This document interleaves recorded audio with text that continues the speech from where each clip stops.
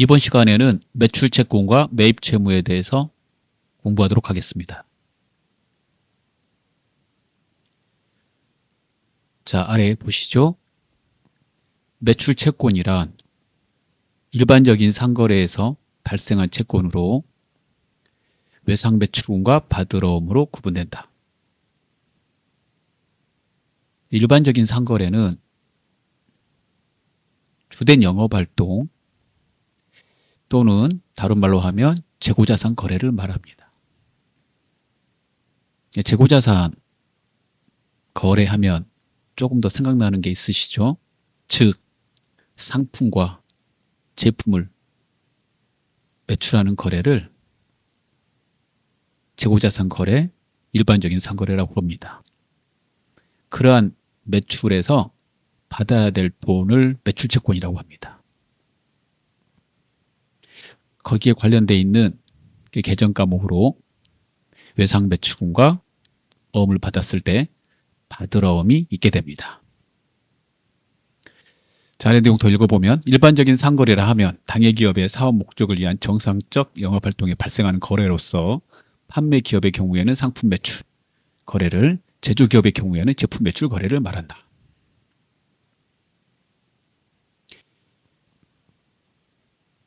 외상 매출과 외상 매입 보도록 하겠습니다. 자, 매출 채권 이렇게 말했고요. 매출 채권의 반대가 여러분 매입 채무입니다. 우리는 이제 동시에 하는 거거든요.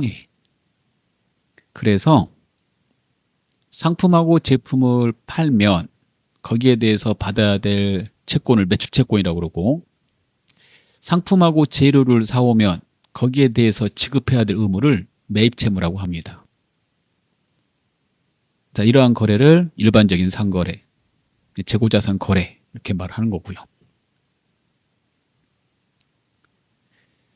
자, 첫 번째, 상품과 제품을 팔고 돈을 나중에 받기로 했을 때, 또 상품과 재료를 사오고 돈을 나중에 지급하기로 했을 때, 그럴 때 외상 매출금, 외상 매입금으로 각각 회계 처리합니다. 자, 외상 매출금은 매출할 때 쓰는 거예요. 상품과 제품을. 그리고 그 돈을 보고기한 종료로부터 1년 내에 받기로 했을 때. 외상 매입금은 상품이나 원재료, 재료를 예상으로 사오고 그 돈을 보고기한 종료일로부터 1년 내에 지급하기로 했을 때 사용합니다. 둘은 이제 반대되는 계정이죠. 외상 매출금을 우리가 채권, 외상 매입금을 채무라고 합니다. 이제 매입 시에 발생되는 것에 대해서 좀 보도록 하겠습니다.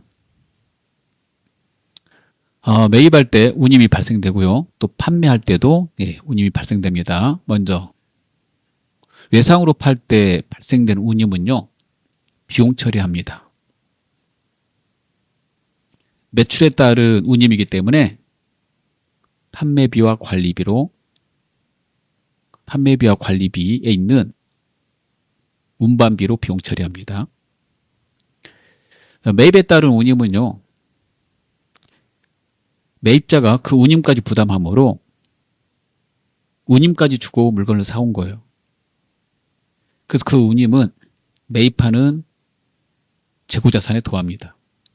단, 매입할 때 혹시 선적지, 도착지 이런 인도 조건이 있다면 그 내용 확인 한번 해야 되는데요. 선적지 인도 조건은 우리가 물건을 매입할 때 그 해당되는 물건이 선적되는 순간 매입자, 즉 구매자에게 소유권이 이전되는 계약입니다.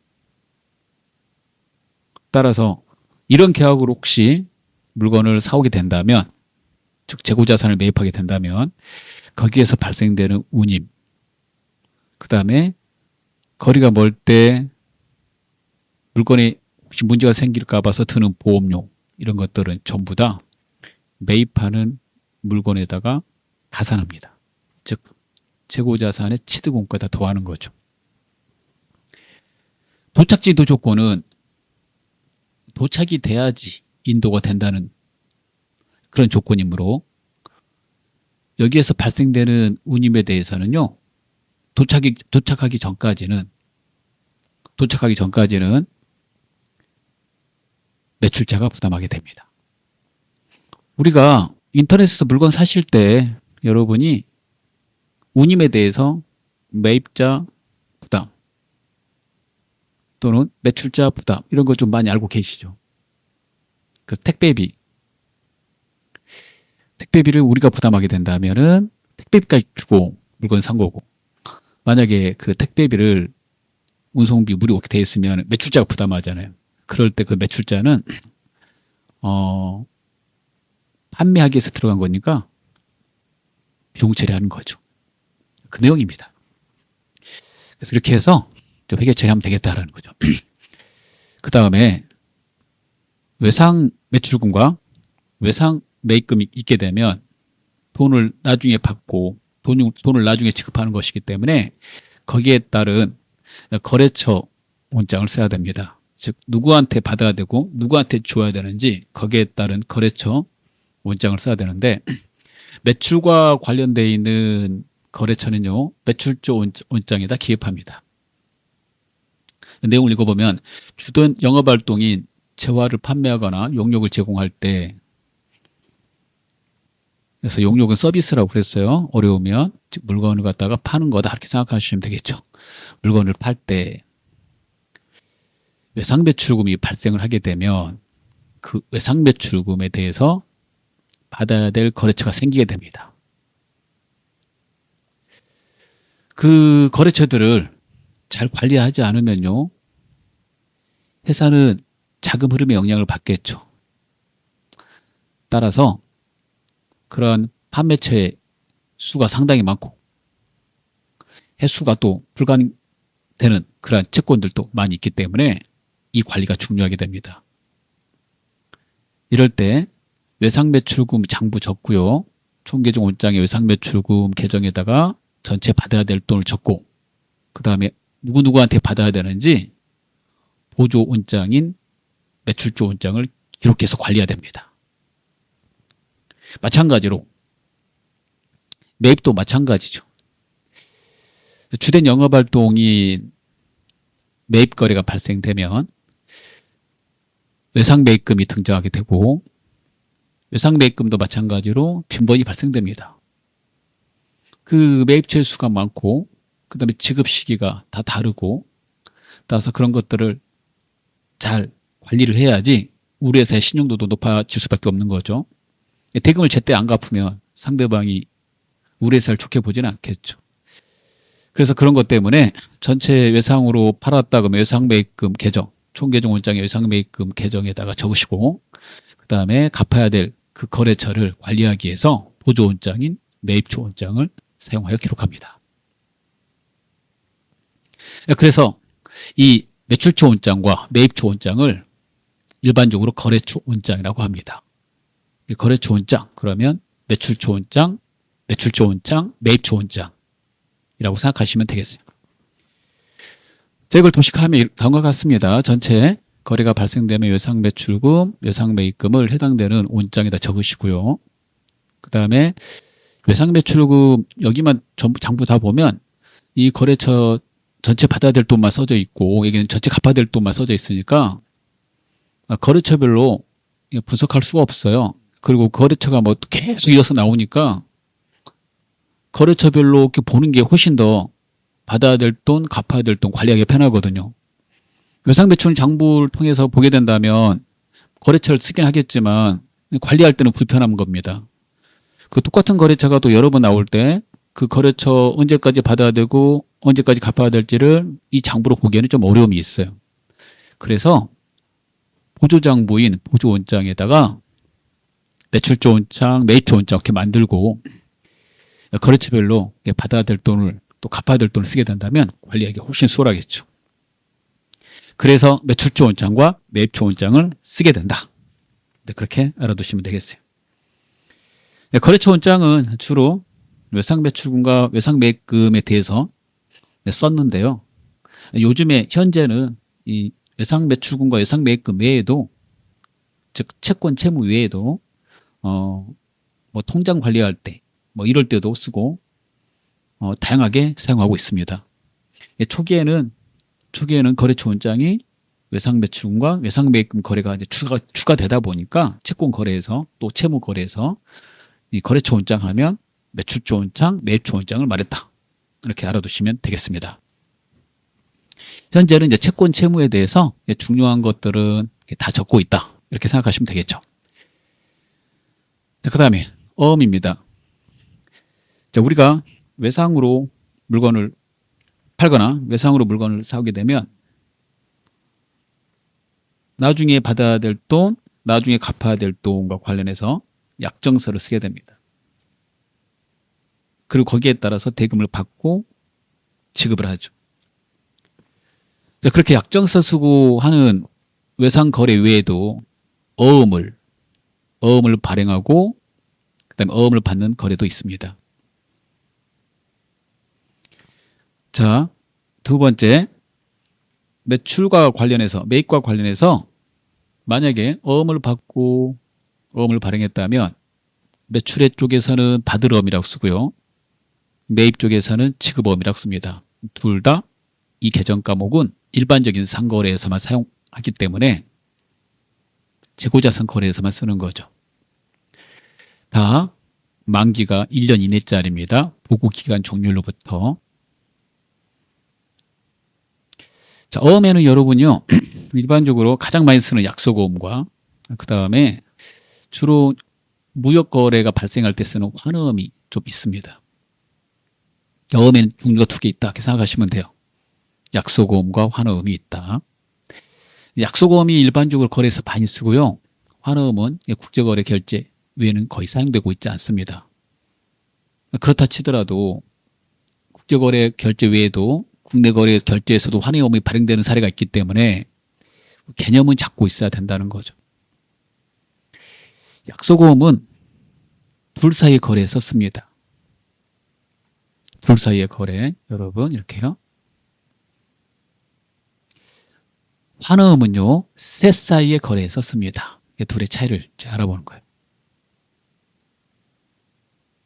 자, 어음 거래는 일반적으로 큰 회사하고 거래할 때 발생되게 되는데, 그래서 평상시 어음을 보는 경우가 드물어요, 여러분들이. 그래도 우리 이제 공부할 때는 여러분이 못 봤다고 그래서 공부를 안 하는 건 아니잖아요. 그래서 나는 어음을 한 번도 안 봤는데 라고 이제 생각하시는데, 어음 그 종이는 자기합수표 종이하고 똑같이 생겼어요. 거기에 이제 자기합수표 대신에 약속, 어음 이렇게 써져 있는 겁니다. 종이로 되어 있는 어음은 약속어음이라고 되어 있고요. 파일로 되어 있는 어음도 있는데 그건 이제 전자어음이라고 그래요. 전자어음도 회계 처리는 똑같습니다. 그게 파일로 되어 있을 뿐이죠. 그러면 둘 사이의 거래인 약속어음을 보겠습니다. 자, 그 종이에 약속어음이라고 써져 있어요. 상품을 매입하고 어음을 발행하면 매입이라고 쓰시고요. 그 다음에 발행했을 때 재고자산 거래일 때는 그 어음을 지급어음이라고 써야 되거든요. 이렇게 지급어음이라고 씁니다. 매출일 때는 매출이라고 대변에 쓰시고 수익이니까 대변에 쓰고 차변에 받을 어음이라고 이렇게 쓰게 됩니다. 양자사이니까요. 이건 이제 어려움이 없겠죠. 받을 어음은 이제 자산이죠. 자산의 증가. 지급어음은 부채죠. 부채의 증가. 이렇게 쓰고요.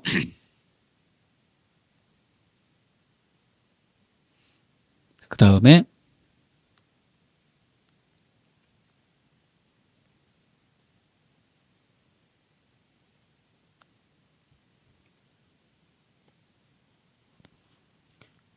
환어음에 대해서 보도록 하겠습니다. 환어음은요, 셋 사이 거래에서 발생된다고 그랬어요. 셋이 누구냐면요, 발행인,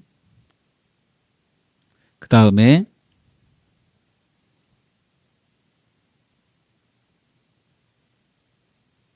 우리가 지명한 어음대금을 지급할 지명인, 그 다음에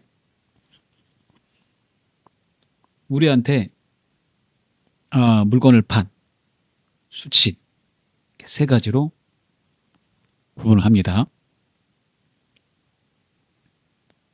티켓 한번 밑줄 한번 그을게요.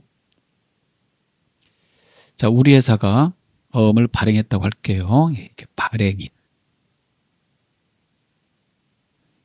이렇게 당사 이렇게 쓰세요. 예. 예를 들어서 우리가 발행했다라고 치고 그러면 이제 세 사이니까 나머지 둘이 필요하겠죠. 수취인 우리한테 어음을 받은 회사. 그 다음에 지명인 우리 대신 돈을 지급해달라.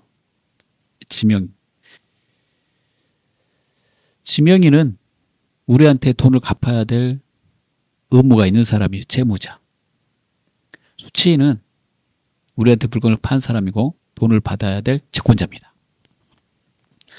자, 이렇게 써놓으시면 이해하기 편해요. 자, 그러면 우리가 첫 번째 어음을 발행합니다. 그 세 사이니까 환이란 단어를 써야 돼요. 환어음을 발행해요. 약속어음이라고 안 써져 있고 그 용지에 환어음이라고 되어 있어요.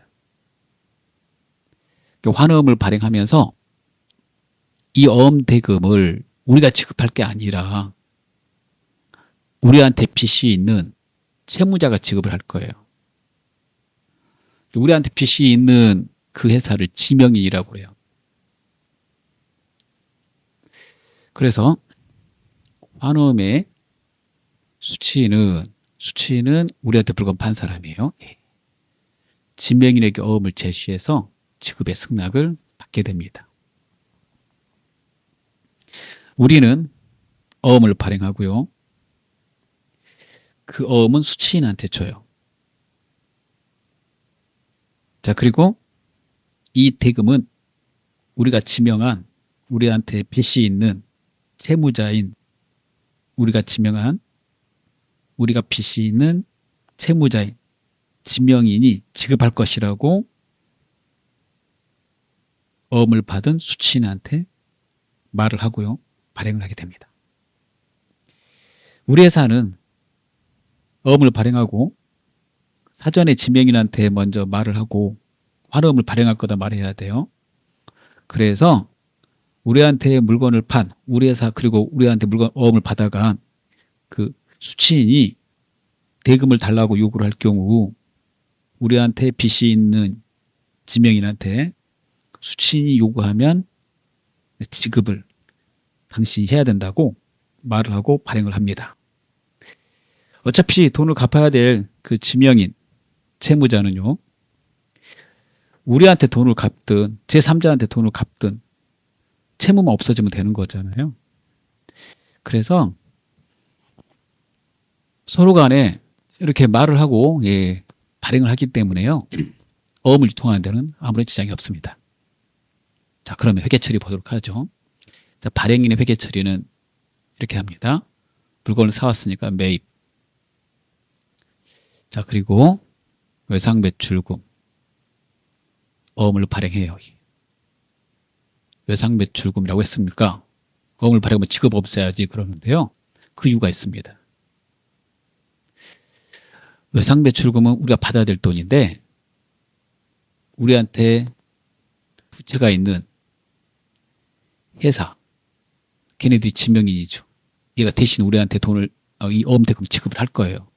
그래서 지명인한테 받아야 될 외상매출금을 빼는 거예요. 그러면 지명인은 우리 회사한테 갚아야 될 외상매입금이 있겠죠. 그래서 어음 대금을 갚겠다고 승낙을 지명인이 하게 되면 우리가 지정을 했어요. 물건을 파는 사람한테 네가 갚으라고. 그리고 우리는 외상매출금에서 빼고 지명인은 외상매입금에서 우리한테 갚아야 될 게 있으니까 부채를 감소시키고 외상매입금 없애고 지급어음이라고 씁니다. 어음 대금 갚아야 되니까. 지급어음이라고 써져요. 그럼 우리한테 물건을 판 어음을 그리고 환어음을 받은 이 수취인은 어음을 받았으니까 받을 어음이라고 쓰고요. 상품을 팔았으니까 매출이라고 쓰게 되는 거죠.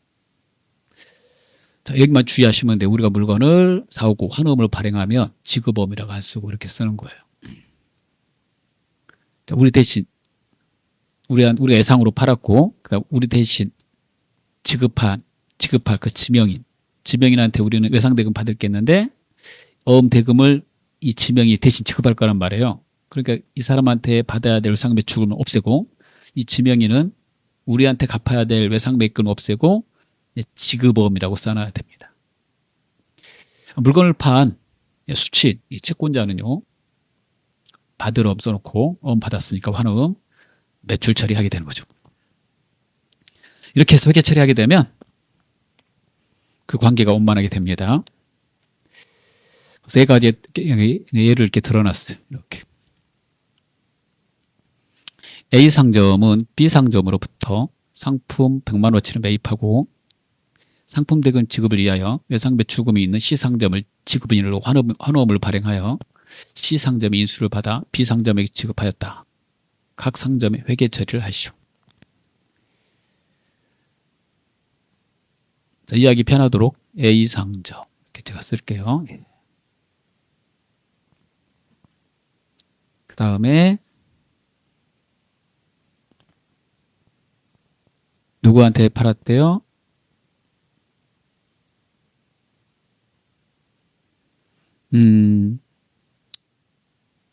자, 이건 이제 매입한 거고요. 그 다음에 우리한테 물건을 판 회사는 B상점, 대한상점 이렇게 보세요. 그 다음에 C상점. 자, 우리는 앞에서 말하면 발행인이 돼요. 자, A상점, 우리 회사는 이렇게 매입이라고 쓰고 외상 매출금 처리해요. 누구한테 매입했어요? B상점한테. 그런데 환어음을 발행했어요. 우리는 환어음을 발행했습니다. 그 환어음을 발행했고 그 환어음에 대해서 B상점한테 이 대금은 C상점이 지급할 거다 이렇게 말한 거예요. 그래서 이제 알았다고 그랬겠죠. 그러면 우리 C상점하고 어떤 관계를 가지고 있어야 되는데 C상점은 우리 회사한테 돈을 갚아야 될 채무가 있는 회사예요. 우리는 받아야 될 돈이 있고, 그래서 이렇게 B상점한테 물건을 사고 C상점한테 받아야 될 돈을 이제 없애는 거예요. 이 C상점은 우리한테 갚아야 될 외상매입금이 있는 거고, 외상매입금을 없애고, 그 다음에 이제 어음대금을 B상점한테 우리 회사 대신 지급을 할 거니까 지급어음이라고 쓰게 됩니다. 그럼 B상점은 어떻게 합니까? 어음을 받았잖아요. 받을 어음이라고 쓰게 되고 이 대금은 C상점으로부터 받게 돼요. 그리고 우리한테 물건 팔았잖아요. 매출 처리하는 거죠. 이렇게 하면 3자 간의 회계 처리가 원만하게 이루어지게 됩니다.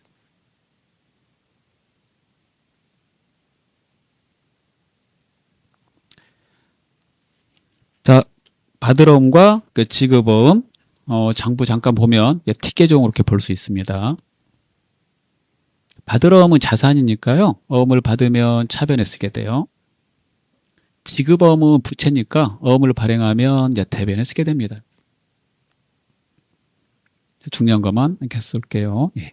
그 다음에 어음 대금을 회수하면 받을 어음 장부에서 빼야 되잖아요.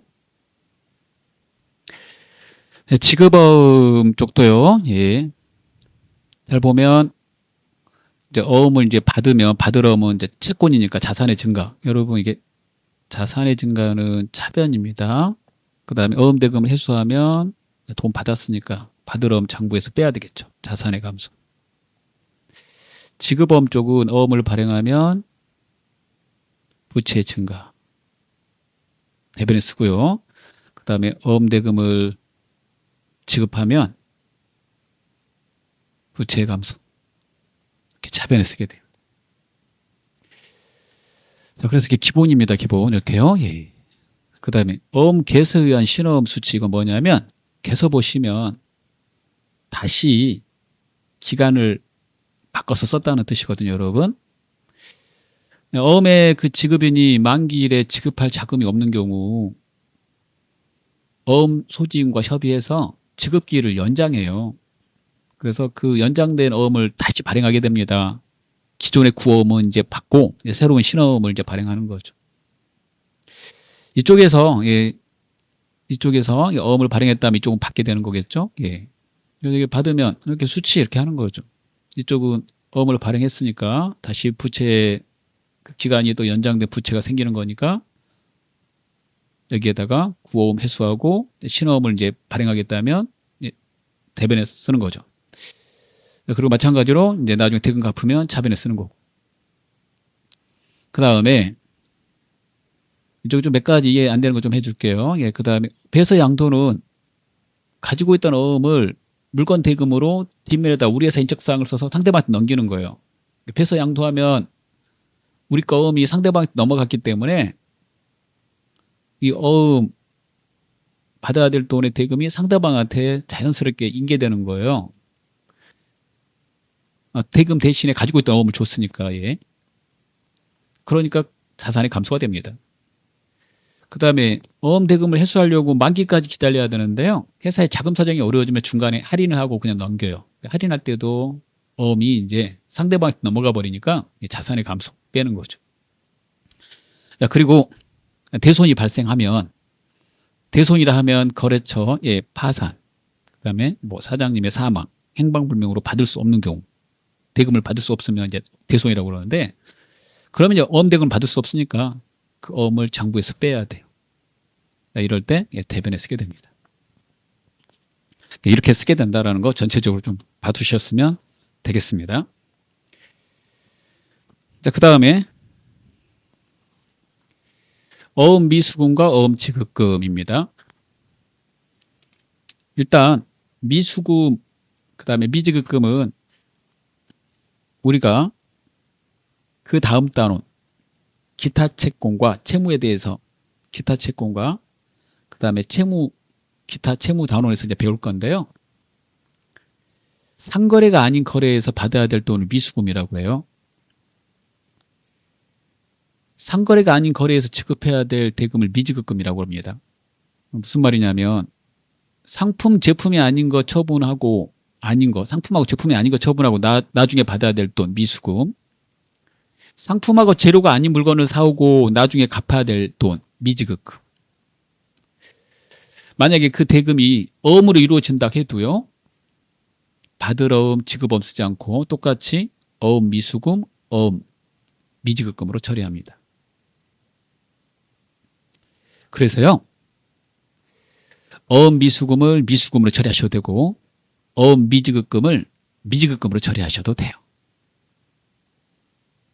그래서 이렇게 이름 써도 되고 가로 있는 이름으로 써도 된다 이거예요. 상거래가 아닐 때는 그 어음 받은 거에 대해서 받을 어음 쓰지 말고 어음 미수금 또는 미수금 쓴다. 마찬가지로 상거래가 아닐 때, 상거래라 어렵다면 재고자산 생각하세요. 상품 제품 아닌 거 팔고 어음을 받았다. 그러면 어음 미수금 또는 미수금. 그 다음에 상품하고 재료가 아닌 자산을 취득하고 어음을 발행했다. 이럴 때 지급어음 대신에 어음 미지급금, 미지급금 이렇게 쓴다. 이렇게 알아두시면 되겠습니다. 자, 그 다음은 어음의 배서입니다. 자, 어음을 가지고 있으면요, 대금을 회수는 해야 되겠죠. 또는 어음을 중간에 다른 회사한테 넘기는 이렇게 양도라고 그러는데 다른 회사한테 물건 대금으로 주는 일이 발생하겠죠. 자, 이럴 때 어음 뒷면에다가 우리 회사의 인적사항을 쓰게 되는데 이를 어음의 배서라고 합니다. 자, 어음의 배서에는 크게 세 가지가 있습니다. 첫 번째, 어음 만기 시에 하는 배서, 이를 추심이인 배서라고 합니다. 어음은 만기가 되면 그 어음을 들고 거래은행에 가서 어음을 은행한테 주고 우리 회사 인적사항을 쓴 다음에 넘겨줍니다. 자, 은행은 그 어음 대금 지급이 가능한지 확인해보고 이 확인하는 작업을 여러분 추심이라고 그래요. 그리고 그 확인을 했으니까 거기에 따른 수수료, 추심료를 달라고 그럽니다. 그럼 우리는 추심료를 지급하고 어음 대금을 회수하게 되죠. 자, 이런 경우에 배서를 추심이임 배서라고 합니다. 추심료를 지급하게 된다면 수수료 비용으로 처리하고요. 먼저 추심료를 지급하고 나면 만기일에 어음 대금이 들어와요.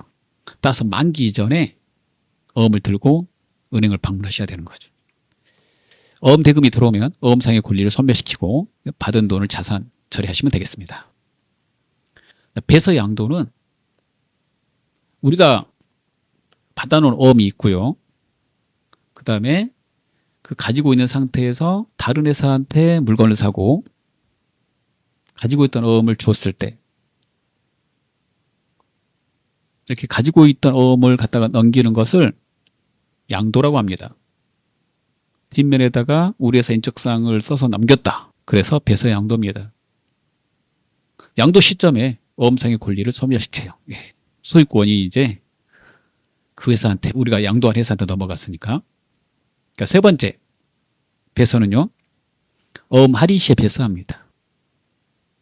어음을 만기까지 가지고 있어야 되는데 회사의 자금 사정이 좀 어려워지면 할인을 하게 돼요. 그러면 할인료를 차감한 대금을 받게 되고요. 그럴 때도 배서를 하게 되죠. 어음 할인 시에 배서한다. 이런 뜻입니다. 일반적으로 어음을 할인하게 되면요, 두 가지로 회계 처리합니다. 매각거래, 차입거래 이렇게 보여요. 자, 매각거래는요, 어음에 대한 모든 소유권을 금융기관에 넘기는 거예요. 양수인은 따라서 마음대로 받는 순간, 그 어음을 인수한 순간, 어음을 갖다가 받는 순간 자기 마음대로 처리할 수 있어요. 통제권에 제약이 없는 거죠. 근데 마음대로 처리할 수 없다면 통제권에 제약이 있겠죠. 그럴 때는 차입거래로 회계 처리해요. 둘의 회계 처리 방법을 보셔야 됩니다. 자, 할인료가 발생했을 때 매각거래는 할인료를 이 매출채권 처분 손실로 하고 차입거래는 이자 비용으로 처리합니다. 계정 과목도 달라요. 이렇게 두 개를 알아두셔야 돼요. 이렇게요. 첫 번째, 어음에 대한 소유권을 완전히 넘겼어요. 그럼 그 받은 금융기관에서는 마음대로 이제 사용할 수 있는 거예요. 통제권에 제약이 없는 경우. 자, 우리가 넘겼다라고 그러면 그때 즉시 받으럼을 빼버립니다. 어음에 대한 모든 소유권이 양수인한테 넘어갔어요. 양수인은 마음대로 할 수 있어요. 우리 이제 통제권이 없는 거죠. 그래서 매각거래라고 그래요. 어음이 완전히 매각됐다. 소유권이 넘어갔으니까 대변에 받으럼을 빼버리고, 이게 만기 이전에 할인하다 보니까 비용 처리해야 돼요. 할인료는. 이럴 때 매출채권 처분 손실로 이 비용을 처리하시고 그 다음에 받은 돈을 쓰게 됩니다. 근데 차입거래는 모든 소유권이 넘어가는 게 아닙니다. 그래서 받은 사람은 통제권에 제약이 있어요. 이럴 때는 어음을 담보로 돈을 우리가 빌린 거다, 은행은 빌려준 거다 이렇게 처리하게 됩니다. 금융기관. 따라서 만기 전까지는 매각된 게 아니므로 받으럼을 빼지 말고 단기 차입금으로 잡고요. 1년 이내이면 그 만기가, 일반적으로 어음이라고 말하면 1년 이내를 말해요. 여기 1년 이내라고 써놨잖아요. 단기 차입금 잡고 어음 할인료는 차입금에 따른 이자 주는 거라고 처리해야 되기 때문에 이자 비용 처리하고 나머지 보통예금 처리합니다. 자, 만기가 되면 받으럼을 장부에서 제거합니다. 그렇게 회계 처리하는 것을 말합니다, 여러분. 자, 그 다음에 이론 하나 더 알기 좀 보도록 하겠습니다. 먼저 카드 쪽 먼저 볼게요. 카드, 특히 일반적으로 카드 하면 신용카드를 말합니다. 신용카드부터 보면요, 신용카드로 상품을 매매했을 때, 팔았을 때하고 사왔을 때 보겠습니다. 신용카드는 여러분 외상입니다. 따라서 회계 처리하실 때 신용카드로 물건을 팔았다 그러면은 대변에 매출 처리하시고 차변에 외상 매출금으로 처리합니다. 신용카드는 정해진 날에 우리가 돈을 결제할 것이다. 그런 목적으로 카드 우리가 사오는 거잖아요. 마찬가지로 우리가 물건을 팔 때 카드 딱 결제해주면 대금이 즉시 통장에 안 들어와요. 카드사가 일정 기간을 두고 대금을 입금하기 때문에 카드로 물건 팔아도 외상입니다. 카드로 물건을 사도 우리도 돈을 나중에 지급하는 거잖아요. 카드 결제일 날. 그때도 외상이고. 따라서 매입 시에 카드 결제했다 그러면 외상 매입금, 매출 시에 카드 결제했다. 외상 매출금으로 처리해야 된다. 이거죠. 그래서 매출은 상대방이 카드 들고 와서 우리가 물건을 팔았는데 쫙 긁었어요. 그러면 돈은 즉시 안 들어오니까 우리는 외상 매출금 잡아놓는다는 거고, 그 다음에 우리가 물건을 사러 갔을 때 우리가 카드로 쫙 긁었다 그러면 돈은 우리 카드 대금이 즉시 빠져나가는 거 아니잖아요. 카드 결제일로 빠져나갔으니까 이 물건을 외상으로 사온 것이므로 외상 매입금 잡는다는 거죠. 카드로 결제했는데 여러분, 그 물건이 만약에 상거래가 아니라면, 즉 상품 사온 거래가 아니라면, 또 상품 판매한 거래가 아니라면, 상품 판 게 아니고 상품 사온 거래가 아니라면, 그럴 때 상거래 외의 거래, 즉 재고자산 거래가 아닌 거래에 대해서는 판 물건에 대해서 받을 돈은 미수금, 사온 물건에 대해서 갚아야 될 돈은 미지급금 쓰는 것이므로, 이럴 때 카드 결제했을 때도 각각 미수금, 미지급금으로 처리하게 됩니다. 자, 그리고 체크카드, 직불카드는요, 즉시 대금이 빠져나가는 것이니까요.